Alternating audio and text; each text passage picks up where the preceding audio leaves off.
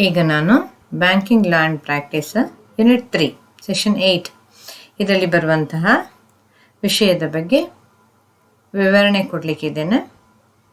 ಈ ಸೆಷನಲ್ಲಿ ಏನು ಬರುತ್ತೆ, ಈಗಾಗಲೇ ನೀವು ಪೇಯಿಂಗ್ ಬ್ಯಾಂಕರ್ನ ಬಗ್ಗೆ, ಅವನ duties and responsibility, protection, precaution, ಆಮೇಲೆ ಪೇಮೆಂಟ್ ಇನ್ ಡ್ಯೂ ಕೋರ್ಸ್, ಯಾವ ಥರದಲ್ಲಿ ಚೆಕ್ ಡಿಸಾನರ್ ಆಗ್ತದೆ, ಇವೆಲ್ಲ ವಿಷಯಗಳನ್ನು ನೀವು ಕಲ್ತಿದ್ದೀರ. ಈಗ ನಾನು ಹೇಳುವಂಥ ವಿಷಯ ಅಂದರೆ, ಈ ಡಿಸಾನರ್ ಆಗಬೇಕಿದ್ರೆ ಏನು ಕಾರಣ, what are the reasons for dishonour of a cheque. ಈಗ ಈ ಪೇಜಲ್ಲಿ ನಿಮ್ಗೆ ಕೊಟ್ಟಿದ್ದಾರೆ ನೋಡಿ, what are the reason, some reasons they have given. Difference in amount mentioned in number and the word, wrong date mentioned on cheque, insufficient fund, mismatch of signature, ಈ ಥರದ ಕೆಲವು ಕಾರಣಗಳನ್ನು ಕೊಟ್ಟಿದ್ದಾರೆ. ಈ ಕಾರಣಗಳು ಯಾವುದು, ಯಾಕೆ ಬರುತ್ತೆ ಅನ್ನೋದನ್ನು ಈಗ ನಾವು ಸ್ವಲ್ಪ ವಿಸ್ತಾರವಾಗಿ ತಿಳ್ಕೊಳ್ಳೋಣ. Reasons for dishonour of a cheque. First point ಏನು ಹೇಳ್ತಾ ಅಂದರೆ, if the cheque is overwritten, know how to write a cheque. ಒಂದು ವೇಳೆ ನಾವು ಬರೆದ ಚೆಕ್ಕಲ್ಲಿ ತಪ್ಪುಗಳಾಗಿದ್ದರೆ, ಅದು ಹೆಸರಾಗಿರ್ಬೋದು, ಡೇಟ್ ಆಗಿರ್ಬೋದು, ಆ್ಯಕ್ಚುಯಲ್ ಡೇಟ್ನ ಬದಲು ಬೇರೆ ಡೇಟನ್ನು ಬರೆಯೋದು, ಅಥವಾ ಹೆಸರನ್ನು ಬರೆದು ಕಟ್ ಮಾಡಿ ಪುನಃ ಒಂದು ಬರೆಯೋದು. ಸೊ ಇಂಥ ಸಂದರ್ಭದಲ್ಲಿ ಕೂಡ ಏನಂದರೆ, if the cheque is over return, ಬರೆದ ಮೇಲೆ ಇನ್ನೊಂದ್ಸಲ ಬರೆಯೋದು. The first reason is the cheque is over return, automatically the cheque will become dishonour. ಎರಡನೇದೇನಂತಂದರೆ, if the signature is absent, signature ಇಲ್ಲ, or the signature in the check does not match with the specimen signature kept by the bank. ಈಗ drawer ಬಂದು ಚೆಕ್ಕನ್ನು ಕೊಡ್ತಾನೆ, check ಕೊಡುವಾಗ ಅದು ನಿಜವಾದ signature ಆಗಿರೋದಿಲ್ಲ. ಚೆಕ್ಕಲ್ಲಿ ಹಾಕಿರುವ signature it is not Tally with the specimen signature which is already in the bank. ಇದು ಕೂಡ ಒಂದು ಕಾರಣ ಆಗ್ತದೆ ಡಿಸಾನರ್ ಆಗಲಿಕ್ಕೆ. ಆದ ಕಾರಣ ಅವನು ಆಬ್ಸೆಂಟ್ ಅಂದರೆ ಸಿಗ್ನೇಚರೇ ಮಾಡಿರೋದಿಲ್ಲ, ಇನ್ನೊಂದು ಅದು ಮಿಸ್ಮ್ಯಾಚ್ ಆಗೋದು. ಮೂರನೇದೇನೆ, if the name of the pay is absent or not clearly return. ಈಗ ಯಾರಿಗೆ ಕೊಡ್ತೇವೆ ಅವರ ಹೆಸರನ್ನು ನಾವು ಸರಿಯಾಗಿ ಮೆನ್ಷನ್ ಮಾಡಲೇಬೇಕಲ್ವಾ, ಅದು ಒಂದು ವೇಳೆ ಇಲ್ಲದಿದ್ದರೆ, ಅಥವಾ ಅದು ಸರಿಯಾದ ರೀತಿಯಲ್ಲಿ ಅದನ್ನು ಬರೆಯದಿದ್ದರೆ, so under those circumstances also the cheque will become dishonour. ನಾಲ್ಕನೇ ಪಾಯಿಂಟ್ ಏನು ಹೇಳ್ತದೆ ಅಂತಂದರೆ, if the amount written in words and figure does not match with each other. ಅದೇ ಈಗಾಗಲೇ ಹೇಳಿದ್ದೇನೆ ನಾನು ನಿಮಗೆ, 1000 rupees ಅಂತ ಬರೆಯೋದು ವರ್ಡ್ಸಲ್ಲಿ, ಆಮೇಲೆ ಫಿಗರಲ್ಲಿ 1100 ಹಾಕೋದು. ಸೊ ಇಂಥ ಸಂದರ್ಭದಲ್ಲಿ it is not matching one another. So if the amount return in word and figure does not match with each then the cheque will become dishonour. ಇದು ಒಂದು ಕಾರಣ. ಇನ್ನೊಂದು ಕಾರಣ ಏನು, if the account number is not mentioned clearly or is altogether absent. ಈಗ ನಿಮಗೆ ಆ ತೊಂದರೆಗಳು ಬರೋದಿಲ್ಲ, ಆಲ್ರೆಡಿ ಪ್ರಿಂಟ್ ಆಗಿ ಬರ್ತದೆ ಅಕೌಂಟ್ ನಂಬರ್. ಮೊದಲಾದರೆ ನಾವು ಸರಿಯಾದ ರೀತಿಯಲ್ಲಿ ಮೆನ್ಷನ್ ಮಾಡಬೇಕು, ಅದರಲ್ಲಿ ಒಂದು ನಂಬರ್ ಕಡಿಮೆ ಆದರೂ ಕೂಡ ಆ ಚೆಕ್ ಪರ್ಟಿಕ್ಯುಲರ್ ಆಗಿ ಅದು ಆಕ್ಸೆಪ್ಟ್ ಆಗೋದಿಲ್ಲ. ಅದ ಕಾರಣ ಅವ್ರು ಏನು ಹೇಳ್ತಾರೆ ಅಂದರೆ, ಬ್ಯಾಂಕಿನವರು, if the account number is not mention clearly or is altogether absent, ಸರಿಯಾದ ರೀತಿಯಲ್ಲಿ ಮೆನ್ಷನ್ ಮಾಡಿರೋದಿಲ್ಲ ಅಥವಾ ಇರುವುದೇ ಇಲ್ಲ ಅಂತಂದರೆ ಅದು ಖಂಡಿತ ಒಂದು ಕಾರಣ ಆಗ್ತದೆ ಡಿಸಾನರ್ ಆಗಲಿಕ್ಕೆ ಚೆಕ್. ಇನ್ನೊಂದು ಕಾರಣ, if the drawer order the bank to stop payment on the cheque. So countermanding ಅಂದರೆ ಅದು ಸ್ಟಾಪ್ ಪೇಮೆಂಟ್ ಅಂತಲೇ ಹೇಳೋದು ನಾವು. ಒಂದು ವೇಳೆ ಅವನು ಡ್ರಾವರ್ ಹೇಳ್ತಾನೆ, ಏನು ದುಡ್ಡು ಕೊಡಬೇಡಿ, ಯಾರು ಚೆಕ್ ನಾನು ಸೈನ್ ಮಾಡಿದ ಚೆಕ್ ಯಾರು ಪ್ರೆಸೆಂಟ್ ಮಾಡಿದ್ರು ಅದನ್ನು ಕೊಡಬೇಡಿ ಅಂತ ಹೇಳಿದ್ರು ಕೂಡ, ಅಲ್ಲಿ ಕೂಡ ಆ ಪರ್ಟಿಕ್ಯುಲರ್ ಪಾರ್ಟಿ ಬಂದು ಅದನ್ನು ಪ್ರೆಸೆಂಟ್ ಮಾಡಿದರೆ ಅದನ್ನು payment bank, once he get the stop payment order from the drawer, he will not accept the cheque. ಇನ್ನೊಂದು, if the court of law has given an order to the bank to stop payment on the cheque.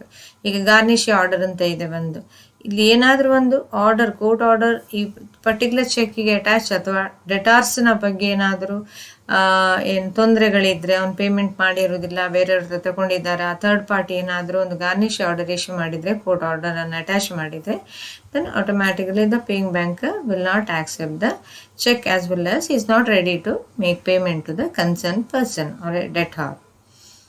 Next one is if the drawer has close the account before presenting the cheque. ಒಂದು ವೇಳೆ drawer ಅವನು ಊರು ಬಿಡ್ತಾನೆ, ಏನಾದರೂ ಸುಮಾರು ರೀಸನ್ಗಳಿರ್ತದೆ, ಅವನು ಅಕೌಂಟನ್ನು close ಮಾಡಿರ್ತಾನೆ.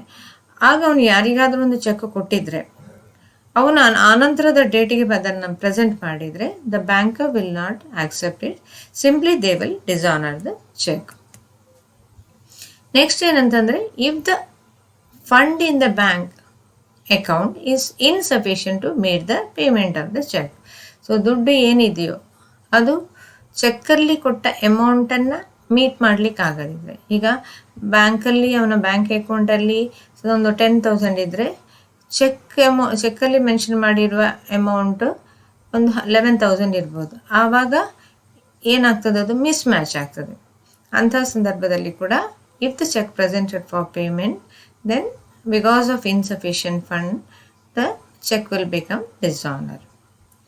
If the bank received the information regarding the death or lunacy or insolvency of the drawer, ಒಂದು ವೇಳೆ ಪೇಯಿಂಗ್ ಬ್ಯಾಂಕರ್ ಆ್ಯಕ್ಚುಯಲ್ ಡ್ರಾವರ್ನ ಅವನ ವಿಷಯ ಅಂದರೆ ಅವನೊಂದು ವೇಳೆ ತೀರಿ ಹೋದ, ಅಥವಾ ಲುನಾಸಿ ಅವನೊಂದು ಹ್ಯಾಂಡಿಕ್ಯಾಪ್ ಆದ, ಅಥವಾ ದಿವಾಳಿ ಆದ, ಇಂಥ ಒಂದು ನೋಟಿಸ್ಗಳು ಬಂದರೆ ಅವನ ಇನ್ಫಾರ್ಮೇಷನ್ ಥ್ರೂ ರಿಟರ್ನ್ ಫಾರ್ಮ್ಯಾಟ್ ಅವನ ಬಗ್ಗೆ ಬಂದರೆ, ಕಸ್ಟಮರ್ನ ಬಗ್ಗೆ ಅಥವಾ ಡ್ರಾವರ್ನ ಬಗ್ಗೆ ಬಂದರೆ, ನಂತರ ಬಂದ ಚೆಕ್ಗಳು ಒಂದು ವೇಳೆ ಅವನ ಸಿಗ್ನೇಚರ್ ಇದ್ದರೂ ಕೂಡ it will become dishonour.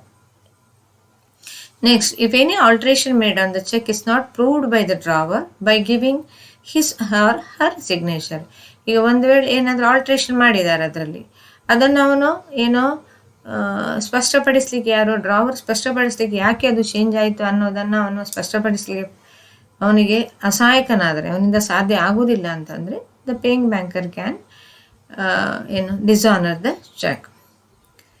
If the date is not mentioned or written incorrectly or the date mentioned is of 3 months before, ಒಂದು ವೇಳೆ ಅದರಲ್ಲಿ ಬರದ ಡೇಟುಗಳು ವ್ಯತ್ಯಾಸ ಇದ್ದರೆ, ಅಥವಾ ಇನ್ಕರೆಕ್ಟ್ ಡೇಟ್, ಅಥವಾ ಆ್ಯಕ್ಚುಲಾಗಿ ಮುಂದೆ ತಗೊಳ್ಬೇಕಾದನ್ನು ಹಿಂದಿನ ಡೇಟ್ ಹಾಕಿದರೆ, ಇಂಥ ಸಂದರ್ಭದಲ್ಲಿ ಕೂಡ ಅದು ಏನು ಆ ತಪ್ಪುಗಳಿದ್ದರೆ ಆ ಚೆಕ್ಕಲ್ಲಿ ಅದನ್ನು ಪೇಯಿಂಗ್ ಬ್ಯಾಂಕರ್ ಆಕ್ಸೆಪ್ಟ್ ಮಾಡೋ ಅವಶ್ಯಕತೆ ಇರೋದಿಲ್ಲ. So automatically it will become dishonour. So these are the few reasons for dishonour of cheque. ಮತ್ತು ಕೆಲವು ಈ ಥರ ಡಿಸಾನರ್ ಆದರೆ ಅದಕ್ಕೆ ಕಾರಣಗಳನ್ನು ಕೊಡ್ತಾರೆ ಇನ್ ರಿಟರ್ನ್ ಫಾರ್ಮ್. ಅದಕ್ಕೆ ಕೆಲವು ಎಕ್ಸಾಂಪಲ್ಸ್ಗಳಿವೆ. ಅದು ಯಾವೆಂದರೆ, ಈಗ NS ಅಂತ ಹೇಳಿ ಒಂದು ರಿಮಾರ್ಕ್ ಹಾಕಿ ಕೊಡ್ತಾರೆ. NS means not sufficient fund ಅಂತ ಹೇಳಿ ರೀಸನ್ ಅದು. ಆಮೇಲೆ NF ಅಂತ ಹೇಳಿ ಒಂದು ರಿಮಾರ್ಕ್ ಹಾಕ್ಕೊಡ್ತಾರೆ, ಅದಕ್ಕೆ ನಾವು ಹೇಳ್ತೇವೆ ನೋ ಫಂಡ್ ಅಂತ ಹೇಳಿ. EI ಅಂತ ಹೇಳಿ, EI ಅಂದರೆ ಎಂಡೋರ್ಸ್ಮೆಂಟ್ ಇರ್ರೆಗ್ಯುಲರ್ ಅಂತ ಲೆಕ್ಕ. ಆಮೇಲೆ WD word and figure differ, AC account closed. So ಈ ಥರ ಒಂದು ಕೆಲವು ರಿಮಾರ್ಕ್ಗಳನ್ನು ಚೆಕ್ನ ಮೇಲೆ ಹಾಕಿದರೆ ಅಂಥ ಸಂದರ್ಭಗಳಲ್ಲಿ ಕೂಡ ಏನಾಗ್ತದೆ ಅಂದರೆ ಈ ಡಿಸಾನರ್ ಯಾಕೆ ಮಾಡ್ತಾ ಇದ್ದೀವಿ ಅನ್ನೋ ಕಾರಣಗಳನ್ನು ಈ ಥರ ಶಾರ್ಟ್ ಫಾರ್ಮಲ್ಲಿ ಅವರು ಹಾಕಿ ಕೊಡ್ತಾರೆ.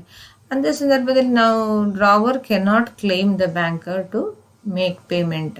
So whatever the reasons are there, it is genuine reasons only. The banker unless and until he knows the correct reason, the banker is not in a position to dishonour the cheque. ಅಥವಾ ಅವ್ರು ಮಾಡೋದು ಇಲ್ಲ ಅಂಥದ್ದು, ಏನೋ dishonour ಮಾಡೋದಿಲ್ಲ. Correct ರೀಸನ್ಗಳನ್ನು ಹಿಡ್ಕೊಂಡೆ, ಕಾರಣಗಳನ್ನು ಹಿಡ್ಕೊಂಡೇ ಅವರು dishonour ಮಾಡುವಂಥ ಸಂದರ್ಭಗಳು ಹೆಚ್ಚಿನ ಸಂದರ್ಭದಲ್ಲಿ. ಆದ ಕಾರಣ the drawer whenever he presenting the check, he must be very careful in entering the requirements on the face of the check. Otherwise the paying banker will dishonor the checks of the drawer or the customer. So here there are few points to be remember. Multiple choice question. First one is interest on FTR is compounded on.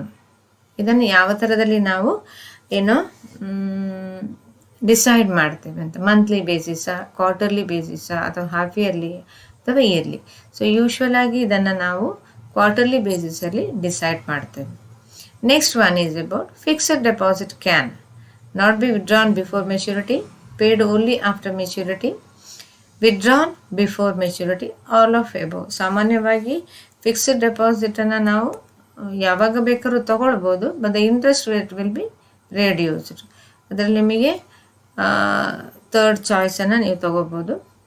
ಆಮೇಲೆ next one is which bank have give the instruction to the commercial bank regarding the immediate credit of out station check.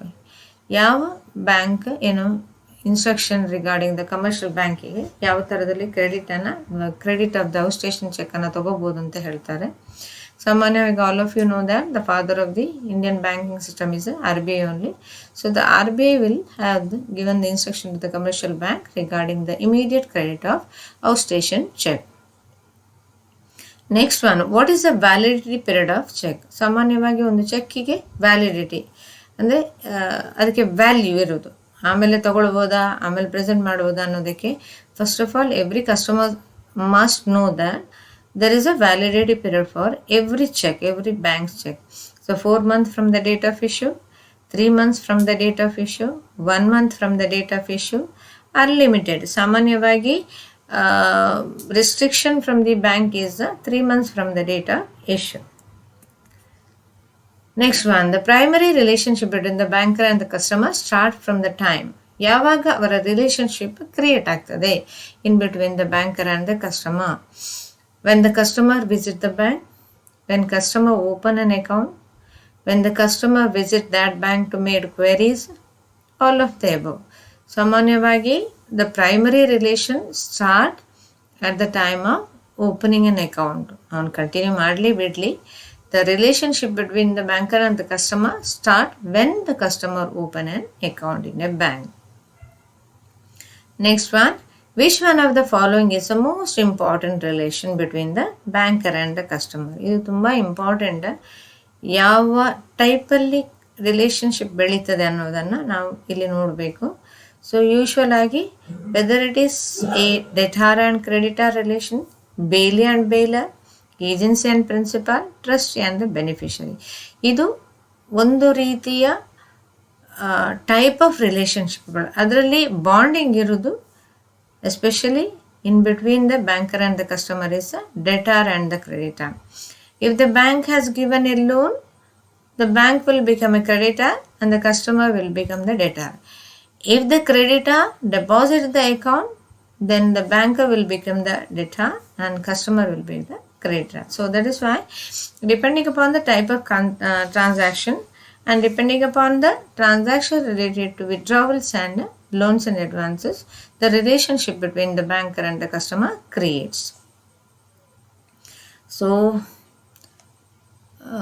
regarding the reasons, it is a very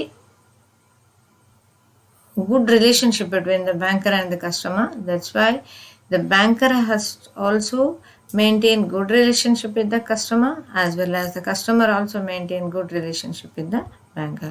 Then there is no any possibility of dishonor of a check, or the reason will also not arises in between the customer and the banker. With this few words, I would like to end my topic. Thanking you all. Thanks to the subject experts, content developer, and the chairman of CP board.